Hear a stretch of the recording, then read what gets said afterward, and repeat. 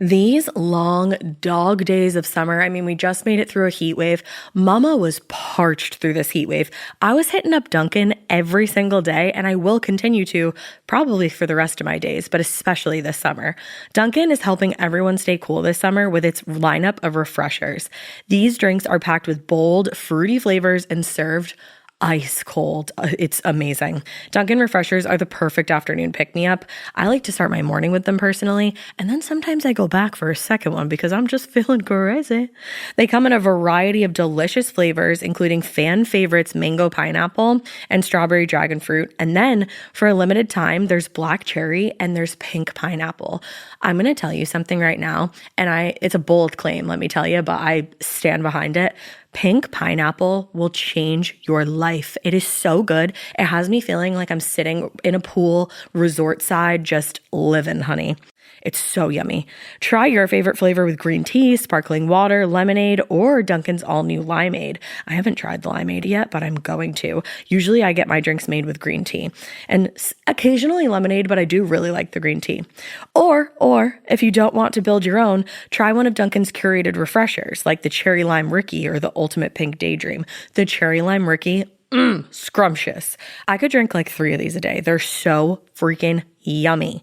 Head to Dunkin' today and find your favorite refresher. Dunkin' refreshers contain less than 1% fruit juice. Limited time offer.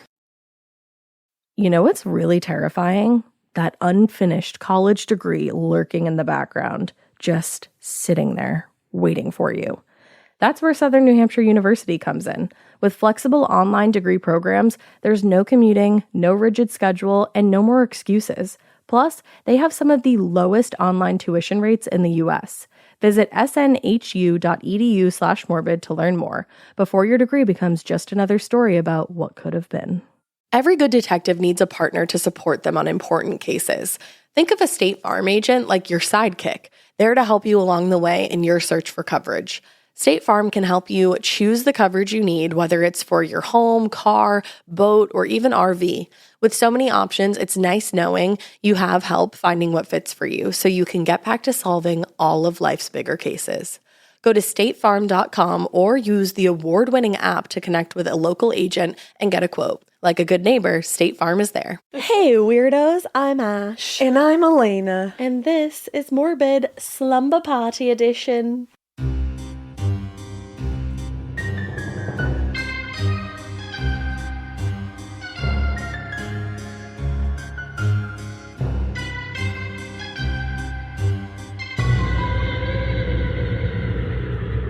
This might be my favorite one. I think, should we just make these like slumber party themed? Because this is A+. Fuego. I love pajamas. You know what we should do? Maybe we'll do this because dressing up is fun, and I know you guys love the themes. And you like it. So maybe we'll do that. But every few, we do a pajama party. Yeah.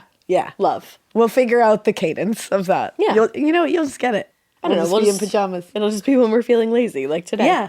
But honestly, I'm in my era of matching pajama shirts. I'm in my era of matching pajama sets. It makes you feel better going to sleep. It does. And then you wake up and you're like, I'm a goddess. Yeah. It makes you feel fancy. These I got when I was pregnant with the twins. Did you really? Yeah. Wow. This is like... They don't even look stretched out or anything. I know, which is wild. I think I would unbutton them. Yeah. And wear something under it and just be like... But they're so comfy. I love a silk. Yeah, I love a silk moment. Set. I gotta have silk, velvet, or cotton. Hell yeah. Which pretty much covers all bases. I gotta have a fabric. I need to, in my pajamas, I need a fabric. That's what's pretty important to me. It's top of the list. So I tried to make these like slumber party themed or like dreams. I did some astral projections. I do believe there's a demon. That's an ALLLLL coffee creation, if you will. Yeah. We don't pay for coffee anymore. I do. We pay in love and affection. I was like, I actually pay a lot for coffee. Do, actually. I'm going through milk like it's insane. This is an ALLLL coffee creation. She brings me and Mikey every day. It's my cookie butter. She's beautiful. My cookie butter creation that I found on TikTok. I gotta get the stuff to make the tiramisu one. Oh, fuck yeah, you do. You need to get like mascarpone or something like that. I love tiramisu. I also need to get a little sifter for the cocoa on top. Oh, yeah, you got it. I'll work on it. Yeah, we'll get there. Maybe for the next listener tales. Yeah, next time I'll be sipping a tiramisu one. Yeah, bitch. But let's do this. Let's go. Let's go. All right, so my first listener tale is Listener Tales, the dream that forced my mom to seek an exorcism. I love things that force people to seek an exorcism. Me too. It's kind of our thing. Yeah. So it says, hey, Morbid fan, my name is Lauren, but my family calls me Ren. Obsessed with that. Ren. What a cool nickname for Lauren. I know. I love that. I know. I don't think I've ever heard that for Lauren before, but I Yeah. think more Lauren should do that. Yeah. At my sister Lauren. Let's start calling you Ren. Start calling you that. I call her Lo. But I'm an English education major working in a medical coding department to put myself through college. And ever since my mom introduced me to you guys a handful of years ago, your podcast keeps me company during long hours at work while staring at a screen doing customer service, wishing to scoop my eyeballs out, and while doing schoolwork. Oh, we've all been there. Yep. Do you ever still, I mean, you have a lot of deadlines that you have to follow still. Yeah. It'll be like 8 o'clock on a Sunday night and I'll be like, oh, fuck, I have to do my homework. And then I'm like, I don't have homework. You're like, I don't have to do that. Does that ever happen to you? It happens to me all the time, but usually it's like, An oh, actual fuck, I deadline. actually have to. Yeah, I have a lot of deadlines. Yeah, I don't work on a lot of deadlines. Yeah. I'm kind of against deadlines. You are against it. Yeah. I don't think we're meant for confirm. that. We're not meant for that. It's like that Gabby Windy sound I was showing Alaina the other day. I'm obsessed with Gabby. I think she's my religion. Oh, when I heard that sound, I said, is that Ash, though? She was like, don't call me after 3 o'clock to have a creative call. Send me an email. I would rather gouge my eyes out with some dull chopsticks. And I said, is that Ash? It is. The more and more I see her on Traders, I'm like, were we separated at birth? Perhaps. Maybe. Well, anyways, I truly feel like I'm hanging out with friends and it makes everything more bearable. I've even gotten my fiance into it and he now requests to listen to The Girls while we cook together. That's such a classic thing. It's frequent. Yeah, that like you get your husband or significant other into the show and they refer to us as the girls. I kind of love I love it, yeah. And they listen while they cook together. Oh, I really love that. I know, cute. I hope you guys enjoy reading, and if it makes it on the show, I will shit my dick, as my fiance likes to say. Shit your dick. I went through a period of saying shit my dick. Yeah, so your fiance rules. Yeah. So do you. Well, please find enclosed a 14-point double-spaced put a fuff for your viewing pleasure. I love it. Let's go. Okay. So this is the dream that forced my mom to seek an exorcism. I love it. And the time she visited my dreams. Ooh, star, sparkle. As I mentioned earlier, my mom is actually the person who introduced me to you guys a few years ago. Shout out Hell to yeah, your mom. We shared a deep love of true crime and spooky podcasts. We love to discuss whatever episodes we've been listening to and listen to them together in the car or weekend mornings cleaning the house. She was a cool mom, no doubt. Unfortunately, she passed away earlier this fall, 4 days after her 49th birthday, after a 2-year battle with an extremely aggressive form of bone cancer. Oh, I'm sorry. As a side note, my childhood best friend and my mom's honorary additional daughter is a mortician and a funeral director and a fellow Morbid listener. Bitch. Bad motherfucking Hell ass. yeah. And she handled everything with my mom in our service because she's a freaking badass. She is. And an amazing friend to boot. Danielle, if you're listening, I love you. And I love you too. I love you, Danielle. So I had the opportunity to go hang out with her and get my mom ready. We wanted to play an episode of your show and chat while I painted her nails and such. Oh. One last little girl's day all together. Oh my God, that just sent chills like right through my body. Know. Holy shit. I wanted to thank you guys for your roundabout involvement in that and creating a show that creates a venue to foster connections like that. Thank you for telling us that. That really made my week. Yeah, I'm like, shit. You know, like we just like do the show and like it's fun and, you know, like it's something that we love doing together, but we don't always think about how it reaches other people. Yeah, and to hear it is like really shocking and humbling and awesome, and we're very grateful for you. And yeah, thank you. Damn, that was really cool to hear. It's really cool. Thank you. Anywho, I digress. I've always been, shall we say, sensitive and surrounded by spooky things. If y'all want, I'll write in someday and tell you about my experience working in a haunted old-ass restaurant for years. please Yes, do. please. My mom was not skeptical per se, but definitely didn't enjoy the creep factor that I did. So she forcibly brushed things off and forbid discussing anything paranormal. If you ignore it, it's not happening. Love her for that, LMAO. That being said, I believe my sensitivity came from her and her side of the family. Indigenous hippies from Oregon for the win. Hell yeah. Hell yeah. We just had two different reactions to it, and this story may be part of why, LOL. When my mom was in high school, approximately circa 1990, she had a very intense dream one night that she was in her choir class, and their teacher came in and told them he had cancer and would be resigning from teaching, and shortly thereafter passed away. I don't remember exactly what it was, but she said she remembered something specific that struck her about, like, what he was wearing in the dream. For whatever reason, I feel like it was his shoes, but don't quote me on that. She tells her mom, a devout Mennonite, which if you are not familiar is like Amish light. It really is. Amish light. And she told her mom in passing about the odd dream. The next day she gets to class and this man walks in and, like a bad case of deja vu, he's wearing what he had been in the dream. Ooh. And proceeds to tell them exactly what he had told them in the dream. Oh, that'd be fucking weird. That would, because already you're like trying to process, oh my gosh, like he's telling me this awful thing. And it sounds like this is like a very beloved teacher. And then you're like, why did I know that? Yeah, like why did my brain going on right now? Know that was going to happen? That happened in a very small, like, not like this. But the other day, when somebody came here. Oh, yeah. And something happened. Like, so somebody came here and they went to sit in the wrong seat to record. Yep.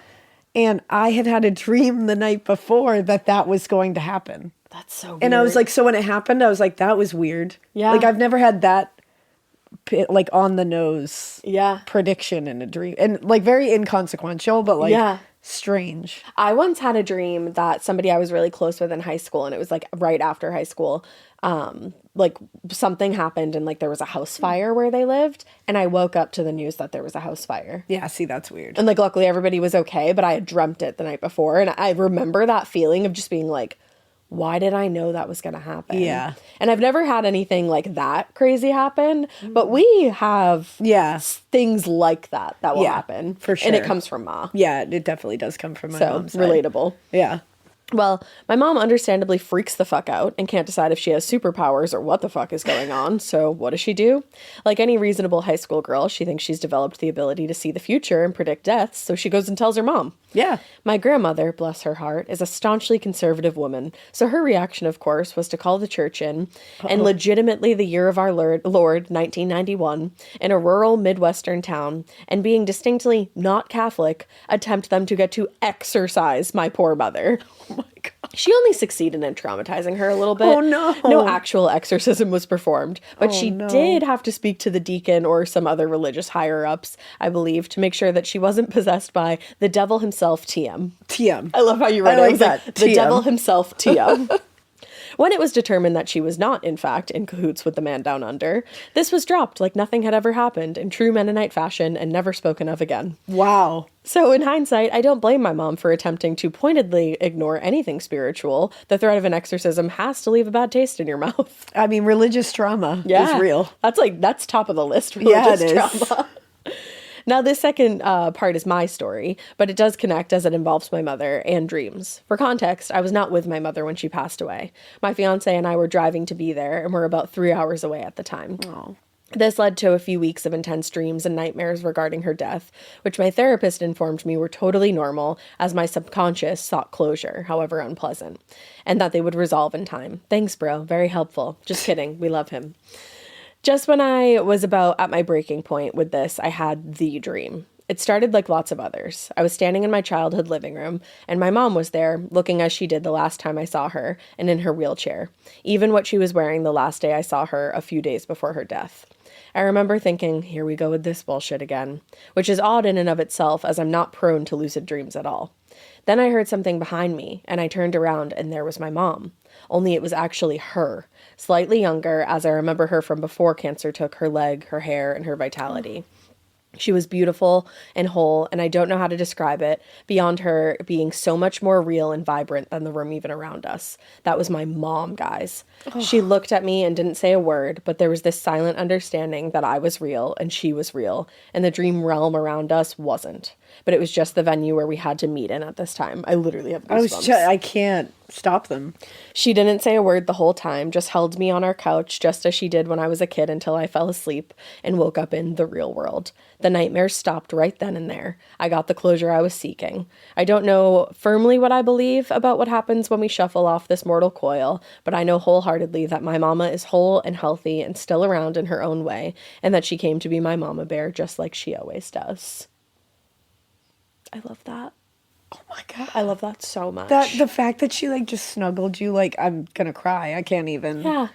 And after you were having like these awful dreams, it's weird that I read this one when I did, because I went to see Long Island medium, Teresa Caputo, last week. And the hair herself. Oh my God, the hair. I'm obsessed with that queen. But she said that there was like a few people that she read in the audience who weren't able to be there when their loved one passed away. And she says, you're not supposed to. If you're not there when it happens, it's for a reason. It's because you were not supposed, your soul wasn't meant to experience that, and the person like didn't want you to. They didn't want to like put that on you. Yeah. That's like, so comforting. It is. To people who couldn't be there, because I'm sure that's like a massive thing of guilt. Yeah. You know? Yeah. Damn. I just thought that was interesting that she said that, and then we read this. That is interesting. Yeah. I love that story. And I love that you had like the closure that you needed. Yeah. And I love that you called being Mennonite Amish light. I'm obsessed with that. That made me lol. I'm literally obsessed with that. And the devil himself, TM. That's my favorite. I'm going to use that. Let's see. I'm going to do listener tales, lucid dreams, and diamonds. Diamonds. Let me bring her up. Oh, we got 2. This is a twofer. Oh, this is a twofer. Mm-hmm. Should we start? Let's start with lucid dreams. Yeah. Let's do that. All right. So let's see. Hello from the land down under. Whoa, the land under the land down under. You almost got me there. Or New Zealand. Our Tararoa. I did it. For clarity, thank you so much for that phonetic spelling. My name is Caitlin. Feel free to use it. There are a multitude of us there, and even more ways of spelling it. I have ADHD, and I am a Virgo. A dichotomy I am well aware makes for a sporadic and tumultuous relationship. So please bear with me as I first gush over how much I love you guys. I love you. We love you. I first came across you ghoulies whilst my friend Quiva. Oh, I like that. Isn't that a pretty name? The way that's spelled, it's Caoimhe, but pronounced Quiva. It's like Siobhan, how that's spelled like Siobhan. Yeah, I love that. Very pretty. So Quiva and I were sharing back and forth different true crime podcasts. Quiva put you on my radar and have never looked back. Quiva. You made my job at the time, data entry, not only bearable, but something I could look forward to as I got to hang out with your banter and listen to whatever ghastly tale you had prepared for the day. Ash, I too have many souls. My accent will change randomly while I'm speaking. I love that about both of you. Thank you. Most often, I will claim the accent of the person I am talking to and have to stop mid-sentence to apologize and proclaim, I promise I'm not mocking you, I've just stolen your accent. That has happened to me before. I love that. Yep. Apparently, as is the side effect of ADHD at masking. I feel that. But that doesn't explain why I randomly go Irish, English, or Russian with no prompting when I've had a few to drink. I like the that. souls. Alaina, I loved The Butcher and the Wren. Thank you. And from one aspiring author to another, you are beyond amazing for finishing one hell of a book. Thank you so much. Now 2. Yeah, hell yeah. It was gripping and spooky in all the right ways. Please find attached a size 12 double-spaced putafa of my spooky experience with astral projection and a daemon. And the time I asked the forbidden question while streaming. Yes, I did that. I missed the first intake of listener tales because I typed everything out in my phone notes, then forgot to format and email it. ADHD, what are you gonna do?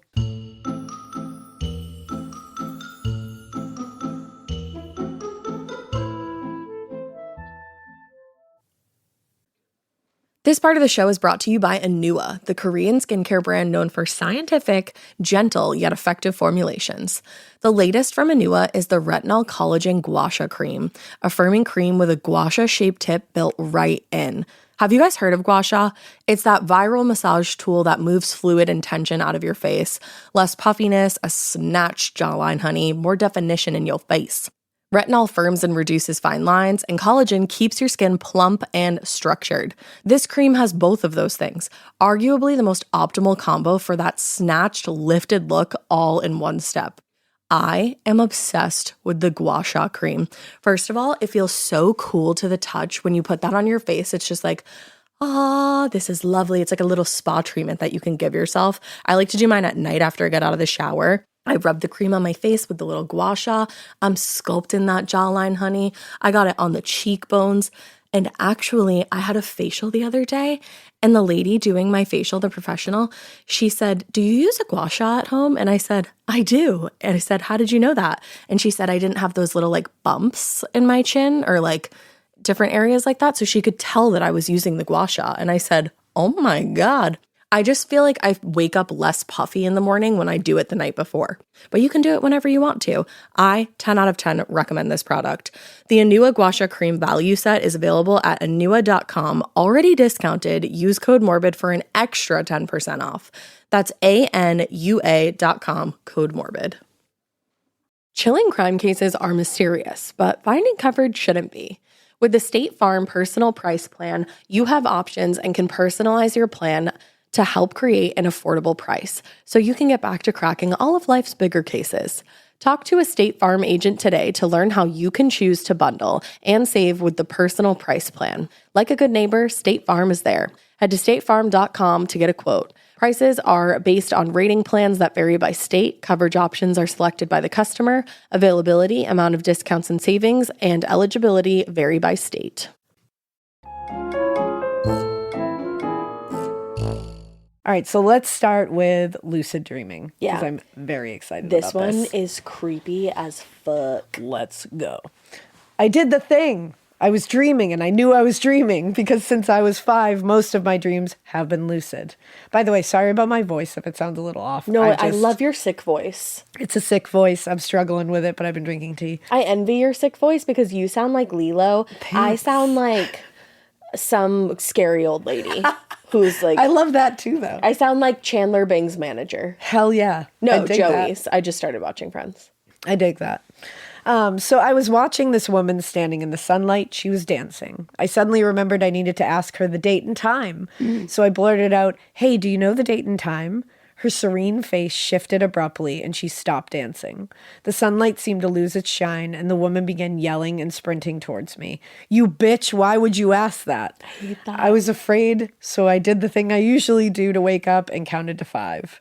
This time, however, instead of waking up, I shifted into another dream. In this dream, I was wandering up and down bright white staircases.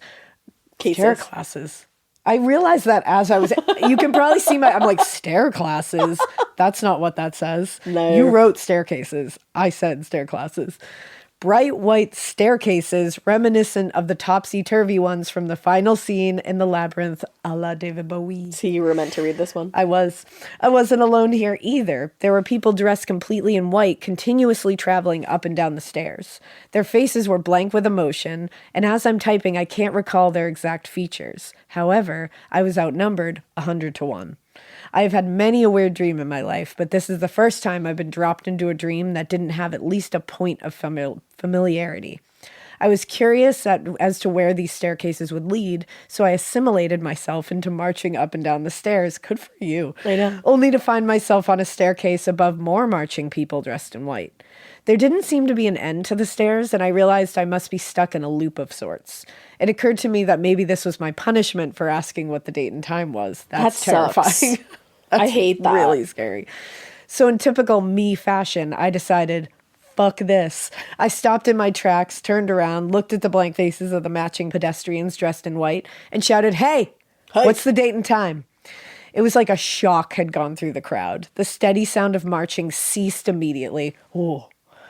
And they just like the woman from before, the people dressed in white stopped dead in their tracks. 100 unrecognizable faces shot their eyes to me, faces contorting in rage. They opened their mouths, and where the normal parts of the mouth should be, aka teeth, tongue, darkness of a throat, was a bright, dark blue light, and they were screaming. I don't like that. Can I interject and be absolutely off topic, but like kind of on topic? Whoa. She said like where the mouth should be. Have you ever seen the inside of a penguin's mouth? Oh, it's scary. I found this out last night for the very first time ever. It's a situation. It's just teeth upon teeth upon teeth upon teeth. And they're all like teeth on teeth on teeth. Yeah. And they're jagged. Yeah. I saw this They're video gnarly. of this girl like being scared to pass by a penguin that she like met on the beach.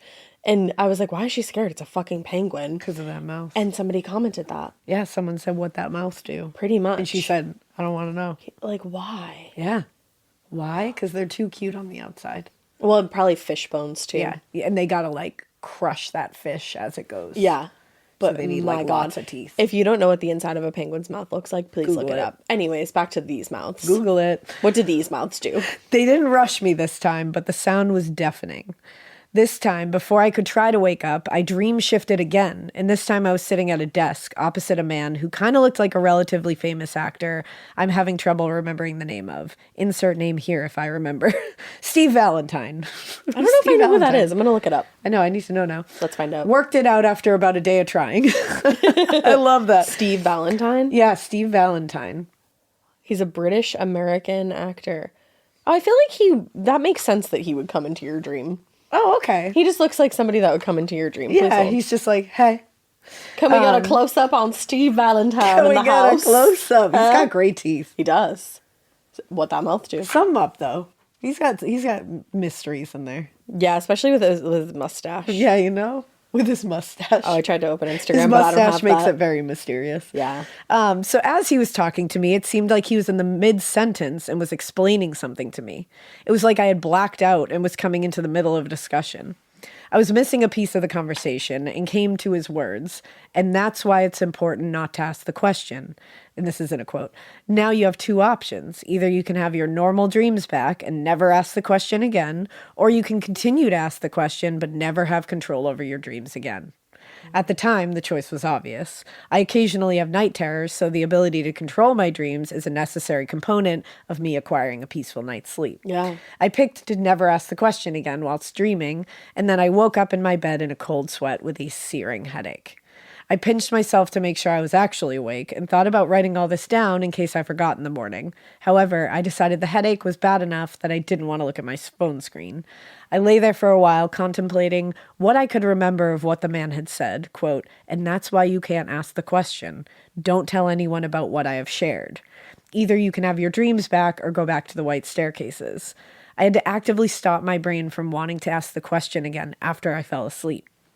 But upon managing to keep the inquisitive side quiet, I had a normal dream of fighting zombies alongside friends that I haven't seen in a while. Hey, awesome.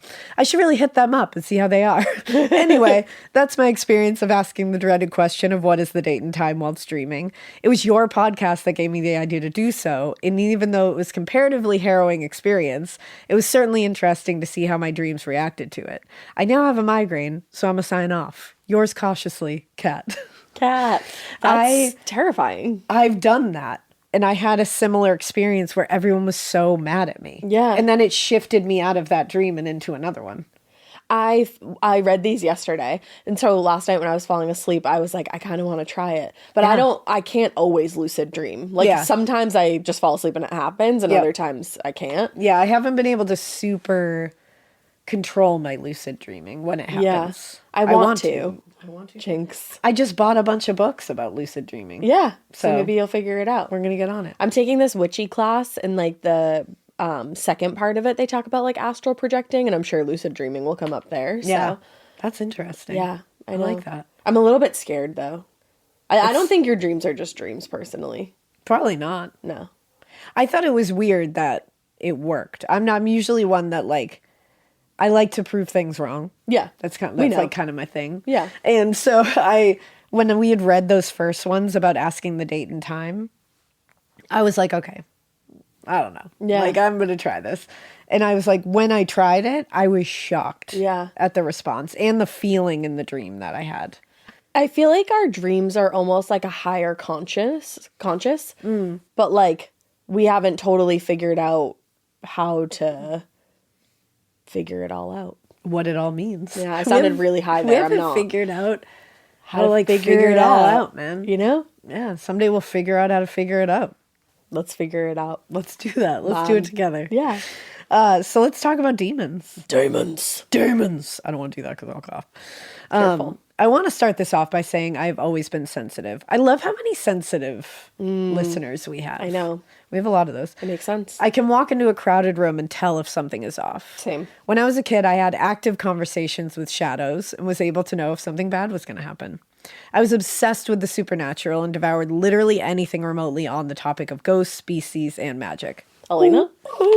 I can't do that. I also had a bad case of the night terrors. Me too. And slept with the light on constantly because although little me likes to think she didn't have the word fear in her vocabulary, she was actually a fearful little bean that couldn't get a full night's sleep to save her life. I was the same. Yeah. As I grew older, I learned how to combat the bad dreams by waking myself up by counting to 5. I have to pinch myself or move my fingers. I would often lay awake watching the shadows on my ceiling morph into various demonic shapes. This was after I had been shamed into sleeping with the light off because I was, quote, a big girl now. Side note, fuck you. The night is dark and full of terrors, and I'll sleep with the light on if I want to. There's demons in the closet and a tentacle monster with a lion's head at its center that has claws inside of its suckers under my bed that will grab me if I don't jump onto the bed from the doorway after I switch off the light switch. So I'll be sleeping with the light on, thank you. 100%. And I agree with you. Fuck that shit. I'm a big girl now. Shit. I will never say that to my kids. No.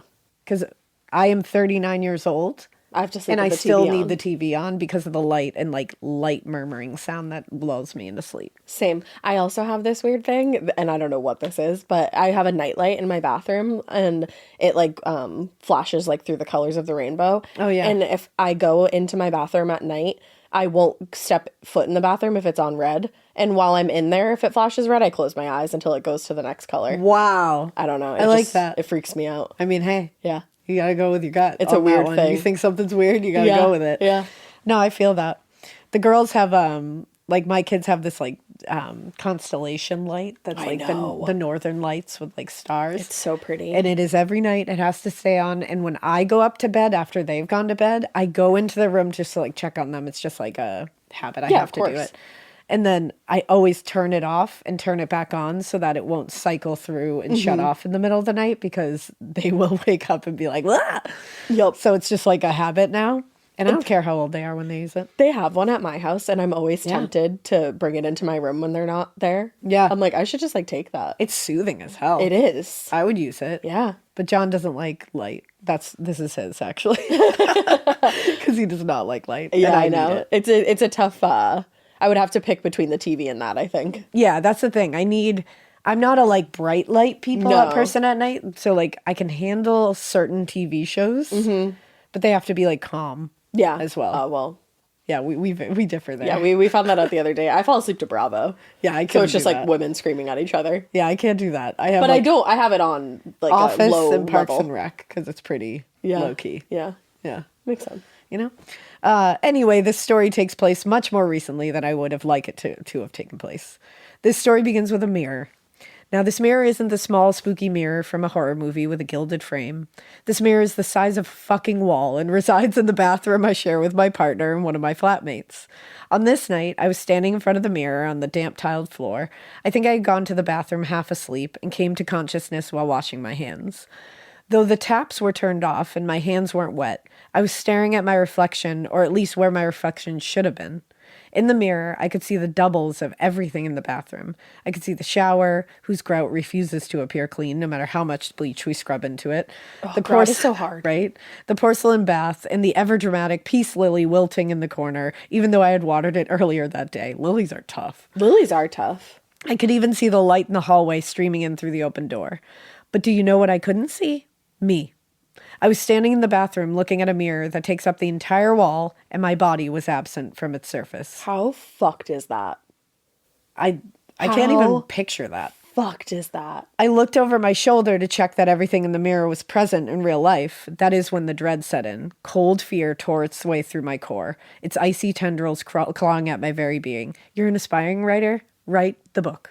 I know, the way Write you it. write is really, really, Write really it. good. Write it. Because you can see everything. Like, Write it. The way you write, it's so easy to visualize what you're talking about. Caitlin, write it. Caitlin, Cat, Cat, write the book. Write the book. Write it.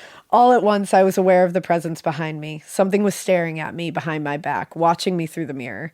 Sweat began to glisten my skin. My stomach flipped, and I was frozen. Everything in me was screaming, don't turn around, don't turn around, don't turn around. And do you know what my dumbass did? I turned a fucking round. And suddenly I found I was back in my bed, drenched in cold sweat, breathing heavily. My partner soundly asleep beside me in a shadow with 2 long arms that ended in talons standing in the corner of our room. I hate that. I went to move, but found my body bound by sleep paralysis. Oh, God. I don't know if you've ever experienced sleep paralysis, but it is one of the most awful experiences. I experienced it recently after a long bout of not experiencing it. Did you? And it was when I heard the kids screaming. Oh, yeah, I forgot you said that. It like fucked me up. For like 2 nights I couldn't sleep after that, because what happened was I woke up to hearing all 3 of my children in their room screaming my name and help not me. actually. And it wasn't real, but I was looking at my room, I was hearing their voices, I could see in the hallway, and I went to get up and I couldn't get up. And then I went to yell to John to get up and go get them, but I couldn't yell. And I was just laying in my bed, paralyzed, unable to scream, hearing my children screaming for me. And finally, I was able to do the thing where I was able to pinch the side of my leg and like move my fingers. And I sat up and I was like, so I couldn't hear them anymore, but I darted into their room. And all 3 of them are fast asleep. Completely asleep. Fast asleep. Everything was fine. John was asleep. And like everything was normal. I could not go back to sleep that night. I sat up like feeling sick. Yeah. It was awful.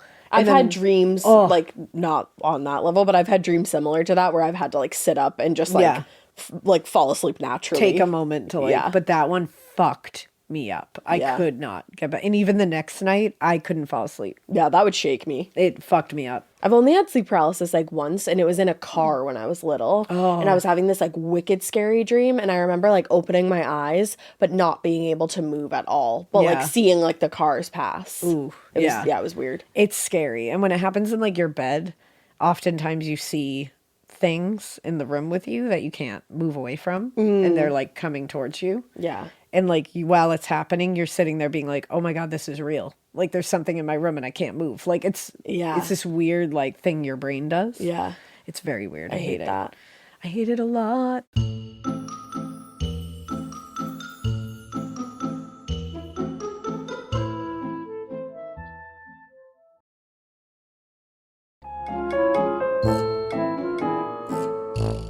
It's one of the most awful experiences, I agree. Your mind is fully awake, but your body isn't aware that you are and is frozen. You feel trapped in the useless sack of meat that is your body. Your very being is claustrophobic as it is being reduced to dead weight. The only thing I know that can counteract this paralysis is to go Kill Bill on the situation. Wiggle your big toe, or in my case, move your pinky finger. I have to move my fingers. While still seeing the terrifying visage that is the fucking Baba Yaga in the corner of the room. No. I channeled everything into moving the seemingly useless appendage. After a moment that felt like an eternity, my pinky finger moved, breaking the spell of paralysis.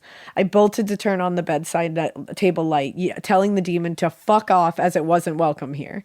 As soon as the light turned on, the shadowy shape disappeared.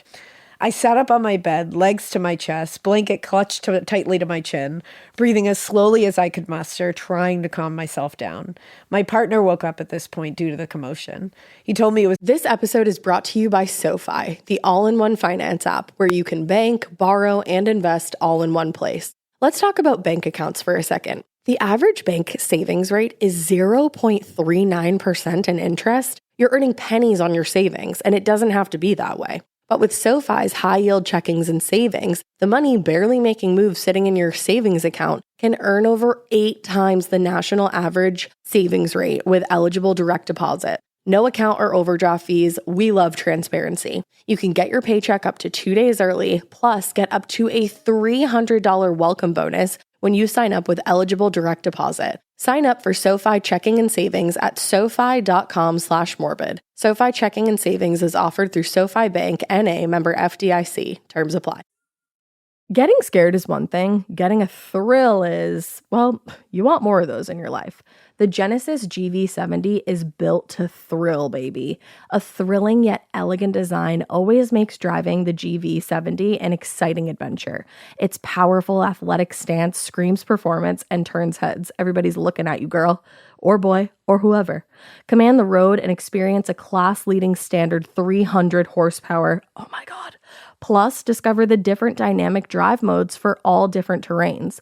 Choose between the different terrain modes for whatever road conditions you may encounter. The Genesis GV70's award-winning technology and performance lets you drive with comfort and drive with confidence all at the same time. It's an exciting SUV with intuitive tech that can make your ride smooth even when the road isn't.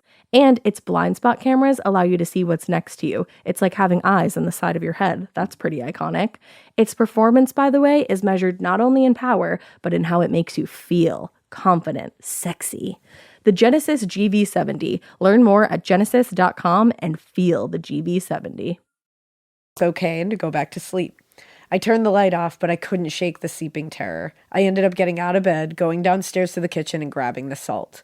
I did a rough cleansing, and once back in bed, I messaged my witchy friends and told them everything that had happened. After chatting with them for a while, I had calmed down enough to attempt to go back to sleep. Now, wouldn't it be great if the story ended there? It would. But unfortunately, there ain't no rest for the wicked. Oh, no. As soon as I would settle down, the dread would creep its way back in. I could feel something watching me. When I did finally get some sleep, my dreams were a wash of nightmares that I don't fully remember. What I do remember is a voice of many whispers searching for a book. A book had gone missing or had been stolen. I don't know, but I remember vividly that that's what the entity was searching for. According to my partner, I woke up multiple times telling the darkness to go away or you're not welcome. He also claimed I had been tapping on his head to wake him up, but later realized I couldn't have been tapping him as I was facing the opposite direction. Fuck a whole bunch of that. Fuck that. That day at work, I felt out of it, like I wasn't fully connected to my body. I was present, but going about my duties was excruciatingly difficult. I was ridiculously clumsy and found myself walking into door frames and tripping over my own feet. You were experiencing life as me. Yep. I ended up calling my witchy friend, and she told me to come over. We all need as many witchy friends as we can possibly get. It's true. We have a great amount of witchy friends. We have wonderful witchy friends. I love our witchy friends. It's true. Love you. Hearts. She came to the conclusion that I had been astral projecting in my sleep and my spirit wasn't fully back in my body. It's like, where were you? And where are you? In limbo. Like, that's scary. Where are you? Where are you, soul? We did a grounding ritual, which involved my holding on to the biggest orb of crystal I'd ever seen in my life. Love it. Once done, I no longer had the airy weightless feeling and felt much more attached to my body. We then made a cleansing/banishing charm, which to this day is still under my bed. I still live in the same house this occurred in and occupy the same room, but thankfully the only demons I see now are the ones that have been attached to my partner since childhood. Telejo and Anarek. That's cool. Damn. They're mostly chill. Damn. They're mostly chill. And usually just stare at me from the closet and protect us from the bad vibes. Oh, I like them then. Yeah, hell yeah. Good for them. They were absolutely no help with the demon that visited on that night, though. It seems they were afraid of it as much as I was. Aw. Apologies for the long story. You shut up. Nope. No. Love you, bad bitches, to the moon and back. Thank you for sticking with me through this frankly long-winded yet slightly cathartic, now that I've written it all down, tale. Yay. It was not long-winded at all. No, that it was was perfect. awesome. And fucking scary. Like Cat. You're a writer. Cat, can I call you Cat? You're a writer. Write you're a the rock book star. or whatever it is that you want to write because you're great at it. And holy shit, you've had a lot of shit happen. Yeah, for I real. like it. No, that was a good one. You're powerful at night. I feel. Only at night. Only at night. You're powerful at night. Yeah, your spirit apparently leaves you in the day, but I mean, yeah. glad you got it back. It's like SpongeBob at night. I don't know what that is, but I'm going to trust. It's just an episode where he literally just keeps saying at night. At night. There you go. Oh, actually, you would like that. Nosferatu makes an appearance. Oh, nice. Yeah. I dig that. That's when Drew always goes, Nosferatu. Oh, okay. Yeah. Anyway. All right, my next tale is listener tale. The time I accidentally became a medium. Yiggity yeet. Thank you for that. I like the accidentally part of this. I know, accidentally. Oops. Oopsie. Hello, ladies. My name is, I think it's Emily. I am Emily. Huge huge fan. Listener tales are some of my favorite episodes, and I finally got around to writing one. I love that. I I know. always love hearing when people love listener tales. Because people do. They do. Although I'm not a writer and there are probably a lot of grammatical errors, and it doesn't help that I feel the pressure of a best-selling author potentially reading my writing. Oh, babe, that's why I have an editor. By the way, I'm Don't about to worry. read the shit out of Butcher and the Wren, and congratulations, Alaina. Thank you. Anywho, I'll keep it short and sweet because my tale is a little on the longer side. I timed it and it ended up being around 10 minutes. Attached is my 14-point double-space put-a-fa. Random, but every time I hear you guys say that, I imagine a sassy French man saying it in an accent over and over, trying to get somebody to say it correctly. Okay. That's like merch, right? Yeah. A man with a beret and a mustache. Yeah. And he just has a thought bubble that says, put-a-fa, Put-a-fa. put-a-fa. Yeah. I like that. That'll happen. TM.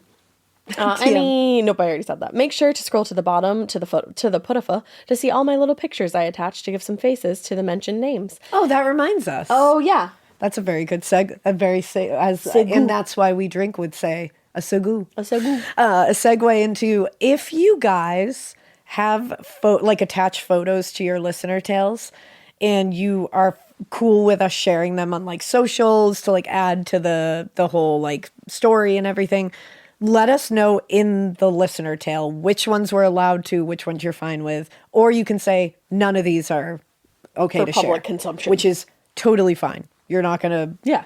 we don't care either way. We totally get it. No, it's your bad. But sometimes when you have fun tales that like reference certain things, people are like, oh, I want to see that thing, like that, you know, the picture of the scratches on the wall or like Yeah. something like that, or I want to see that cute little puppy.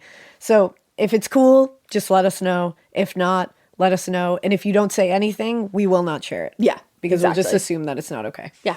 But again, either way, it's okay. Just let us know so we can start sharing them if you're cool with it. Just like how we ask if we can use your name or not. Like, Yeah. you guys usually put that in there. Try to do it when you do pictures. Yeah, just so we're not sharing things that you want shared. Yeah. And we'll never share something that you don't want shared. Exactly.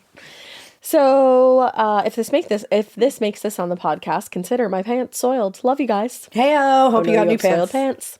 Ash, Alaina, ladies. First of Hey. all, of course, I need to begin with word vomiting affirmations of love all over you both. Thank you. I love you guys so much. You gals are simply some of the most splendid people in my life. Aw. And I don't like having many people around, so the fact that you two are in my ears basically 24/7 says a lot. This is why we all get along here. Yeah, we 'Cause all we're have all the same. We all have a limit to Yeah, the we people all that we got can hang this. out with. Yeah. I'd never been I'd never been a huge fan of true crime before discovering Morbid, but I just wanted to commend you guys for the way that you honor the stories and memories of the victims you choose to cover. And in doing so, you preserve the memory of the person rather than the tragedy. Thank you. Thank you. That's what we try to do. Yeah, that's always the aim. Yeah. It's touching to learn about the lives of these amazing people, and I feel that they must appreciate that a lot as well, wherever their souls are resting. Oh, Thank that like you. really that hit different. Thank you know. for that. But anyway, my name is Emily, pronounced like regular Emily, and yes, you can use it and all the other names involved. Emily. I'm 25 years old, hailing from the state of Indiana, affectionately known to many as the Corn State. We gotta tell some people that. We do. I discovered Morbid a few months ago while searching for something to occupy my ears during my grueling 10-hour shifts as a delivery driver at a certain delivery company. I'm sure I've been caught many times on Ring cameras, randomly bursting out in laughter at you guys. That'd be awesome. I continue to listen to y'all as I upgrade from the Bezos Brigade to my first big girl office job as assistant marketing director, where I am currently typing this while making it look like I am actually working. How adult of me. What a badass you are. Now I am irrevocably hooked and have been making my way through all 400 plus episodes anytime I get the chance. The shower, the car, when I'm folding clothes, taking my crazy ass dog for a walk, which speaking of, I have a beautiful 9-month-old German Shepherd named Gemini. Oh, I love that. Love pictures attached, obviously. We'll message anybody who shared pictures this time around and see if we can get them out. Yeah, for sure. And I just had to bring her up because I bring her up any chance I can get. I feel that. She came into my life when I needed her the most, and I think it's no coincidence that she's a Gemini and I'm a Capricorn, just like another bestie duo that I know. Oh my God, I love that. My younger sister is also a Gemini/Taurus cusp, and our relationship reminds me so much of you two. But anyway, that's quite enough about me. Let's get to the spooky stuff. Never. My tale is a little more on the spooky side. After all, I came to the podcast for the supernatural and stayed for the true crime, LOL. Oh, I love that. It starts a few years ago, right around the beginning of the panorama. Now, a little context for the story. I grew up very borderline cultish Christian. I consider myself now to be an incredibly open person that believes in the spiritual, but readily acknowledges that none of us know what the fuck is going on. Good for you, man. Hell yeah. So I'm the last person that will ever look at somebody differently for their beliefs or challenge them, because ultimately everyone's individual spiritual experience is for them and them alone. Love that so much. That's Hell exactly yeah. how I feel. So I wanted to preface by saying I'm not against Christianity, and I never will be, and I did not want to come across that way by the next part of my story. Thank you so much for coming to my TED Talk. Don't worry, we're with you. Yeah, we get you. I just graduated college and was living in Minneapolis with two of my bestie girls. We were on top of the world in our brand new 3-bedroom apartment, doing nothing but smoking ganja and collecting those good stimulus checks. What a time, the pandemic. We had all attended the same private Christian university, and we all started to depart from our Christian beliefs at the time. Our community was very comforting, and we all became a safe space for each other to deconstruct from our lifelong systems of belief, which is terrifying, by the way, and if you're currently experiencing it, I see you. Yeah, I can't imagine that. It's a lot to, Yeah. veer off from a path that you've been on your whole life. Yeah, especially when you've been raised that way. Yeah. We did start to get a little wild with it, experimenting with a lot more weed and psychedelics. My teenage self is rolling in her grave at the thought that I would ever do drugs. And this ultimately led to some wild spiritual experiences when we would explore together. At the start of my spiritual awakening, I had an incredibly visual and effortless connection to the spiritual realm, or other dimensions, who knows, and would often dabble in astral projection and receive messages in the forms of visions. For example, one time I astral traveled while in my physical body and I was having a stomachache. As soon as I arrived at my destination, the beings there just started chanting at me to eat corn, eat corn. I was very confused by that, but sure enough, when I woke up, there was a mystery can of corn in our pantry that none of my roommates had bought. Shut the fuck up. And when I ate it, my stomach immediately felt better. Oh. I looked it up after the fact, and corn is a natural laxative. Oh, shit. Who knew? I guess it has the juice. I'm obsessed with the fact that they were all just like, eat some fucking corn. You'll feel better. Eat some fucking corn. And I'm obsessed with it has the juice. He said, I really hope you get that reference. Of course. We did. That reference was my life for a was. minute. I That's love true. that jingle. Whether or not I had spoken to real beings at that moment, I may never know. But one day, while I was at the apartment by myself, I had a vision that made me realize I was most definitely, beyond a doubt, connecting with something very, very real on the other side. Ooh. Sometime before this happened, my roomies and I had started watching a documentary on Netflix called Surviving Death, which is about real near-death experiences and other related things. It's super awesome and interesting. Go watch it. In one of these episodes, a medium explained how spirits from beyond try to communicate in whatever channels they can, one of these channels being electricity. So of course, when I'm home alone, high as balls, and the hallway lights start flickering like it had never done before, I knew what the fuck was up, Kyle. I didn't have any preconceived ideas about what exactly could be trying to communicate with me, but I wanted to hear it out nonetheless. So I started by saying out loud, whoever is there, blink for a yes, stop for a no. Are you trying to communicate with me? Blinking continues. Are you not trying to communicate with me? See what I did there? Ooh. Blinking stops. Okay. Oh, shit. Now we're getting somewhere. Are you someone that I know? No blinking. Do you know me? Blinking starts again. Ooh. Do you have a message for me? Blinking continues. At this point, I wasn't sure if I was actually communicating with something, but I decided because I most easily received messages through visuals, I was going to lay down and try to connect with this energy while I astral projected.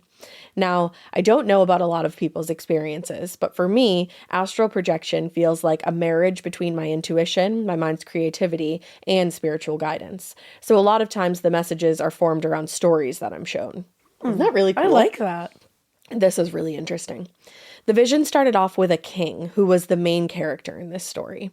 He was running away from his castle when he fell through an ice-covered lake. He was trapped until his soldiers could retrieve him and they brought him back to a castle. The king was bedridden, freezing, and fighting for life as a blur of servants and soldiers came in and out of every door to bring him aid. But then I saw her. A woman approached his bed, and as she approached, I took the perspective of the king. I could feel his overwhelming sense of love, warmth, and the relief that he felt when he saw her. She was wearing a black floor-length dress with long sleeves, a white apron, and her face was that of a black bird. Oh. All of a sudden, a bright light came over her face, and she transformed into a beautiful woman with rosy cheeks and silky black hair. And I kept hearing the same word over and over, Raven. Ooh. I have actual chills. I've literally read this before and I have chills. I just got like a whoosh of chills. If you will. I love ravens. I love ravens so much. I've been trying to like communicate more with like ravens and crows lately because Hecate rules over them. And I'm like really crows. into Hecate lately. Yeah, that's my girl. Yeah. So she's right over there. You just can't see her. Yeah, she is. So I got up, and as I sat up, I began to question the light again. Are you Raven? No blinking. Is Raven someone you love? Blinking starts furiously. Ooh. I tried asking it some other questions, but growing continuously in confusion, I decided to stop. I thanked the energy for their time, and I apologized that I wasn't sure what to do with the information. Later on, though, one of my roommates returned home from a grocery run, and I had the incredible sense that I needed to tell her everything that happened. It hadn't even been 5 minutes after telling her about the light interaction that we both got a text from our third roommate in our group chat. Another quick tidbit of context. My third roommate, Amanda, worked for a program that connected with teenagers in the local area to create a positive community for them with different activities and resources. It was an awesome program. The text we got said that she was going to be bringing over one of her students who was having a particularly rough time in her life and was in need of extra support. When I read the message, I had a sinking feeling in the pit of my stomach, and I responded, "Is her name Raven?" "Yes," was the response. Wow. Isn't that insane? That is. I was waiting. I was like, don't tell me. Who's Raven? Don't tell me.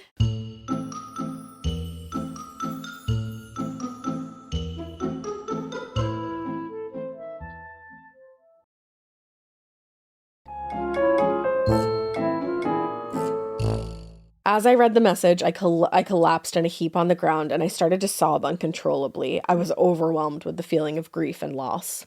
Raven had been a student of Amanda's for some years now, but only had recently lost her mother unexpectedly to an overdose while she was at a party in another state. Raven was devastated, and at the age of 18 was left with nothing and nowhere to go. The amount of desperation I was experiencing was indescribable, like the desperation of a mother who left her baby too soon and was doing anything she could to tell her that everything was going to be okay. The feeling was so intense that I could barely catch my breath, and as I remembered that Raven was currently on her way to our apartment, I couldn't bear the thought of even being in the same room with her, let alone meeting her for the first time and freaking her out by explaining to her that I'm sobbing and snotty because her late mother was trying to channel through me like what the actual fuck. Oh my God. The entire time Raven had been over that evening, I was in the next room. This episode is brought to you by SoFi, the all-in-one finance app where you can bank, borrow, and invest all in one place. Let's talk about bank accounts for a second. The average bank savings rate is 0.39% in interest. You're earning pennies on your savings, and it doesn't have to be that way. But with SoFi's high-yield checkings and savings, the money barely making moves sitting in your savings account can earn over 8 times the national average savings rate with eligible direct deposit. No account or overdraft fees. We love transparency. You can get your paycheck up to 2 days early, plus get up to a $300 welcome bonus when you sign up with eligible direct deposit. Sign up for SoFi checking and savings at SoFi.com/morbid. SoFi checking and savings is offered through SoFi Bank, N.A., member FDIC. Terms apply. Getting scared is one thing. Getting a thrill is, well, you want more of those in your life. The Genesis GV70 is built to thrill, baby. A thrilling yet elegant design always makes driving the GV70 an exciting adventure.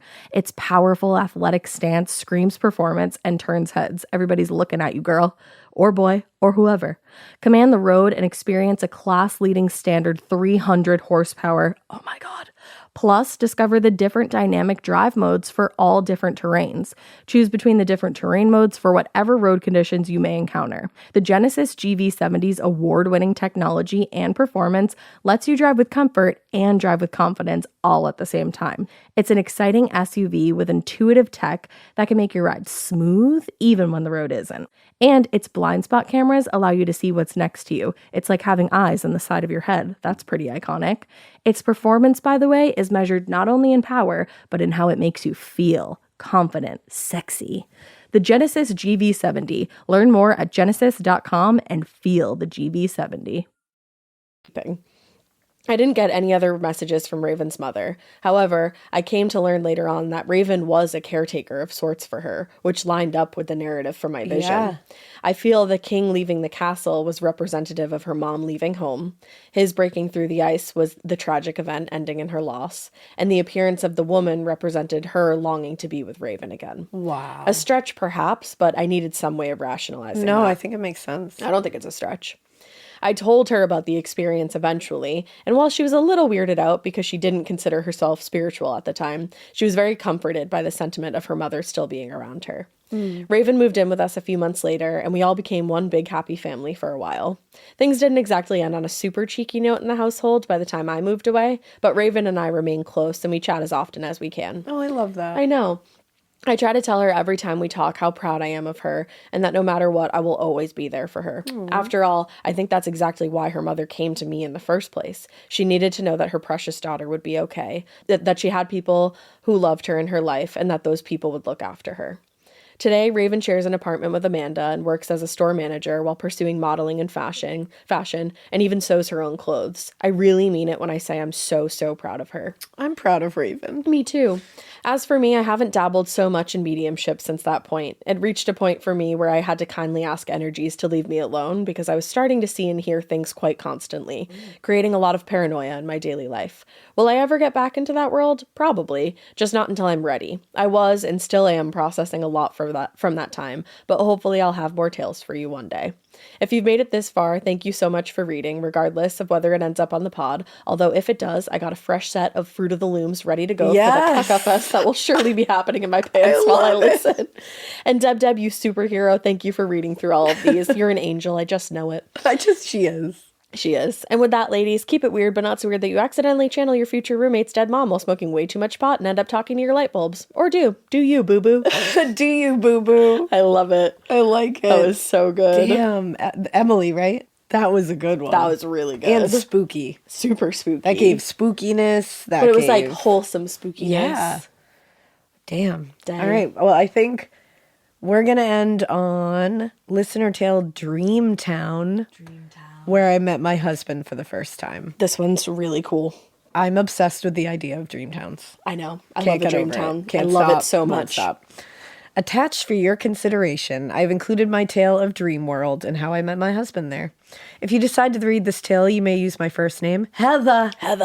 But please do not use any other names. I actually left out the names of others, but attach pics and info that have the names for your eyes only. Thank you. Which you were kind of ahead of the game telling You us were. what we could and couldn't do You're with these ahead pics. of the whole thing.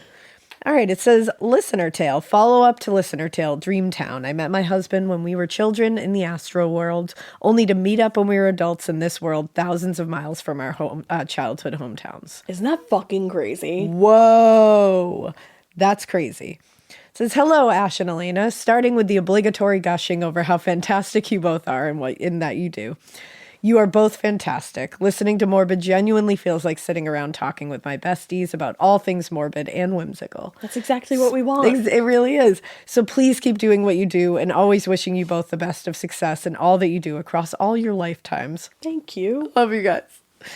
Well, let's get into it. I am a half-century-old weird witch, freak, artist, healer, medium. I'm obsessed with you. Love. And lover of the ocean, nature, and animals. Anywho, I was struck by your listener tale 85, in which a listener talked about her experience with astral projection and the tree in the meadow in Dreamtown. I was obsessed with that one. That one, I think I'll remember for the rest of my life. That changed me. I have been there and met others there, some of whom I ended up meeting in this world, including the boy who would become a man who would eventually become my husband. Fucking beautiful. I'm literally like wooming. Like, beautiful. Yeah. Wom. Yeah. The meadow with the weeping willow, with the orbs of light and how magical the other world is. That is where we met. Being able to move through the astral world and being able to shift and change things in this world is one of the greatest and freeing experiences. It reminds me of where we go between lifetimes. It was one of the my favorite places to be. One can fly there, move with ease like floating, swim like a mermaid, and all the laws of physics as we know it do not seem to exist. I want to go to there. Let me get back up a bit and give you some context. The bulk of my most vivid astral experiences happened in my youth, teens, and early adult life. I'm guessing I come from a long line of witches, mystics, or something weird. I've been a weirdo for as long as I can recall, and well before I even knew weirdos existed. I've been able to see and talk with dead people before I could talk with living people. I've been lucid dreamer for as long as I can remember, and well before I even knew there was a term for it. I remember that too. I didn't know before I knew there was a term for it. I was like, it's weird. I can do this thing. I always used to like say like, oh, like some dreams I can control. Yeah, like I have a decision in my dreams. Yeah. I have also spent much of my life having weekly, sometimes daily predictions. Everything from small acts or behaviors of another person to huge events like the tsunami in 2004 in the Indian Ocean. Damn. Another tale for another time. That's wild. Wow. Okay, here's my tale. My husband and I met in the astral world when we were children. He lived on the East Coast and I on the West Coast. We were kids and would meet up in the meadow with the willow tree, and I loved him instantly. Oh. We did not know each other in the physical world. We would fly, run, laugh, and play. We were about 10 to 12 years old. When the time would come to wake up, I hated it. I hated leaving the astral world. I hated leaving him. He would tell me not to worry because we would know each other again and for always. Ruin me. Literally ruin me. One of the times when we met by the tree, he tried to give me his phone number and would try to tell me where he lived in the physical world. It was always so hard to understand each other when we tried to talk of the physical world. Like our voices would get drowned out in a sudden roar of wind, or one of us would just disappear / wake up. Each time we tried to talk about finding each other in the physical world, the astral world would feel heavy and grow darker, less fun. What would end up being one of the last times we would see each other in the astral world, he had me memorize his phone number, a landline, as cell phones were not a thing yet. I know I'm ancient. Girl, I feel it. The world would shift and turn heavy / darker when we would try to talk about how to find each other in the physical world. So it was really hard to remember his number, but I was determined. I woke up with a body-wide jerk, like when you're falling in a dream and you jerk yourself awake. Oh, I hate that feeling. I do too. And I instantly wrote the number down. I was shocked and exhilarated all at the same time. I knew he was real. We could never remember each other's names when we woke up, but I remembered the number. This is incredible. Insane. I love it. The scribbled number on a scrap of paper sat on my desk for days, as I was afraid to call it.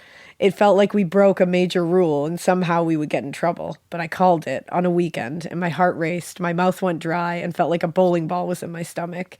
It rang several times before a woman answered with a bit of a southern accent. I tried to speak, but fuck, I didn't know this kid's name, so what was I supposed to say? Hello? I'm a girl who's been visiting with a boy in an astral world. Is there a boy that lives there? Yes. Yeah, I hung up, but I saved the number. My visits in the astral world came and went, and sometimes we would see each other, and I tried to tell him I called. He said, I know, and don't worry, we'll be together. Life went on, and astral projection is something that has always been a part of my existence. So want to know how and when we meet in the physical world? Of course I do. Well, I will write more another time. Just kidding. I was like, no. What are you talking about? I was like, you bitch. No. You bitch. Now you know how it feels when you end a multi-part episode on a cliffhanger. That's what Heather's yelling at us. You bitch. Fuck. You got me. So fast forward 12 to 13-ish years. That's so funny. I'm now in my 20s, living in the PNW, attending university, Pacific Northwest. Living near campus in a historically restored apartment building, I saw him. There he was, living in a bottom floor flat. I would have to pass by his window upon entering the building. He and his housemate often had the window open during the spring and summer months, as they played their guitars, singing, smoking the devil's lettuce, and living the good life. I knew when I saw him that we knew each other. I just knew. In a very anticlimactic fashion, when we did finally speak, he gave no indication that he knew me or remembered me or wanted anything to do with me. Ugh, instant broken heart. Right? But I didn't give up because I knew, I remembered. The meadow and all the fun we had came washing over me. As my friends and I started hanging out and getting to know these fly boys, it became more and more clear to me that we knew each other. But he ignored me. I was devastated. I was so attracted to him on a soul level. I once told my friend at the time, I'm going to have that man's babies.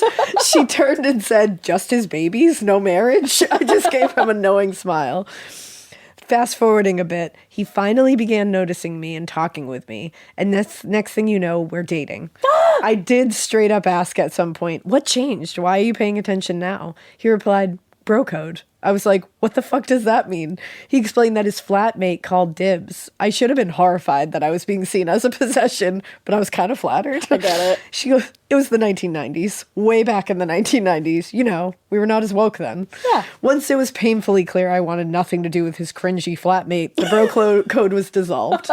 Well, as my future husband and I grew closer and closer, we shared about finding each other all those years before in the astral world. It was an incredible night as we snuggled up as a massive storm rained down and began sharing and remembering our otherworldly time together. This is like a movie. I can't get over this. I love it so. As we were talking, I got up, walked to my keepsake box, and showed him the telephone number. Stop it. It was his grandmother's number. I love. All over. I love. All over. My future husband was born and raised on the East Coast. Hell yeah. Ooh, ooh. And was in part raised by his grandparents. Hey-o. And that is the number he gave me all those years before in the astral world. We locked eyes and we knew. We found each other across space and time. Fucking stop. I'm just like, Stop. I cannot. Fast forward to the present. My beloved husband. Oh, this is gonna. I know. Oh, this destroys me. I'm so sorry. But it's so beautiful. Fast forward to the present. My beloved husband was killed 10 years ago, vehicular manslaughter, leaving me to raise our babies alone. I'm gonna cry. I know. I always knew I would have his babies, and I always knew our time together would be way too short. He knew it too. You're literally gonna make Alaina cry. I'm gonna I can cry. hear it. I'm literally about to cry. Whew. It's such a beautiful But story. we also knew that we could find each other. I'm gonna literally cry. It's gonna happen on camera. We also knew we can find each other across time and space and across lifetimes. It's important to know that my husband and I, in our nearly 15 years together, came to discover that we remembered multiple lifetimes together. I've never seen Alaina actually be brought to tears like that. No, I'm thinking know. of John, and this is fucking me up. Did you see me reading the listener tales over there yesterday? I got in like a sad place. Yes. And yes, I knew when he walked out the door on that fateful day he died that he wasn't coming home. He knew it too. Since his death, I've been blessed with his visits and his signs to remind me that we are never that far apart and that we... Oh, fuck. This is fucking me up. I know. I just keep thinking of John. This is like my worst fear. I know. That's not going to happen. That we are never far apart and that we will always find one another across time, across space, and lifetimes. Ash, the way you speak of your love, Drew, reminds me of my love. Thank you for that. Oh. Stay weird and remember our time here is beyond our control. Make the most of your moments and remember what is real is the love we create, the love we share, and the love we become. Damn, I needed that, I think. Yeah. That was really, really sweet. I love that one thing that she says. What is real is the love we share, create, and become. Damn. Thank you again for what you beautiful souls do. Thank you for what you beautiful souls just did. Seriously. You bring light to the world by telling the stories of the dead, of the strange and the unexplainable, and those without a voice. Below are some photos. Shh, no names, but my own, please, if you decide to read this on the pod. Also, I just have to say, you guys are fucking gorgeous. Beautiful. A beautiful couple that absolutely Mikey's crying over there. Literally, oh my God. Mikey We're all crying. just crying about our love. The only reason I'm not is because I read this yesterday and cried. Damn. But I'm holy shit. You clearly belong together. You can see it in your eyes. Yeah. They're you have soulmate eyes. Yeah. Oh my God, and your kids are beautiful. And your kids look so much like each of you. Yes. It's wild. That was beautiful. I can't even. The most beautiful ever. You just destroyed me, Heather, and that was gorgeous. Yeah. Gorgeous. That touched me on Holy shit. Another level. Damn. Because in me and Drew's vows, I was I'm not saying till death do us part. I absolutely outright refused to say that. And we said, I will find you in every lifetime. Yes. And we say that to each other all the time. Yeah. And I'm no, I will. No, I will. You're not getting away from me. You're not marrying anybody else in another lifetime, so get that thought out of your head. And I don't cry. That's a big deal that you just got me to cry. That's huge. But you big softy. That was really good. No, you guys. That's just that hit me. It's the creme of the crop, you guys. It really is. Damn. I love you guys. I'm Thank pulling you this for back that. up so I can do the not so weird. Fuck. I know. Thank you for You're that, so guys. pretty when you cry. Oh my God, you have a thank pretty you. cry face. That's so sweet. You Thank do. you. I look. Oh my God. Oh, I just burped. I look crazy when I cry. I have a little bit of a Kim K crying face. No, I was prettier when I cried when I had my Botox, but now that I cried the other day and I was like, oh, it's moving. My face is moving. Gross. It's supposed to. Ugh. Oh, I know. But yeah, those were damn. beautiful. That was awesome. And fascinating. And I want to Yeah. fucking astral project so badly. That just fucked me up. All of it. I know. But I want to learn how to astral project like safely. Yeah. You know? I got some books that are Cool, coming, perfect. so we'll do it. HMU, hit me Yeah. up. All right, guys. Well, as always, we hope you keep listening and we hope you Keep it weird. But not so weird that you don't check these out on YouTube. If you're listening, these are available on video Yeah. on YouTube, which I feel like we never say. I know, we always forget. And definitely keep it so weird, but not so weird that your mom has to have an exorcism based off a vision that she had. I think you should keep it so weird that you meet your husband in a dreamland, dream town, and then you spend every lifetime together, Yes. because that's my fucking plan. Yes. And your fucking plan. Hell yeah. Definitely keep it so weird that you channel a message for a future bestie from their yes. mom. That's so Yes. cool. And don't keep it so weird that you look at the mirror and you're gone and everything behind you is not correct, and Don't do or that. it is correct, but like But you're not not supposed to turn around and it's scary. Yeah. And a yeah. scary demon visits you. Yeah, don't keep it that weird. Don't do that. But we love you so much. We do. Bye. Bye. We're going to sleep now.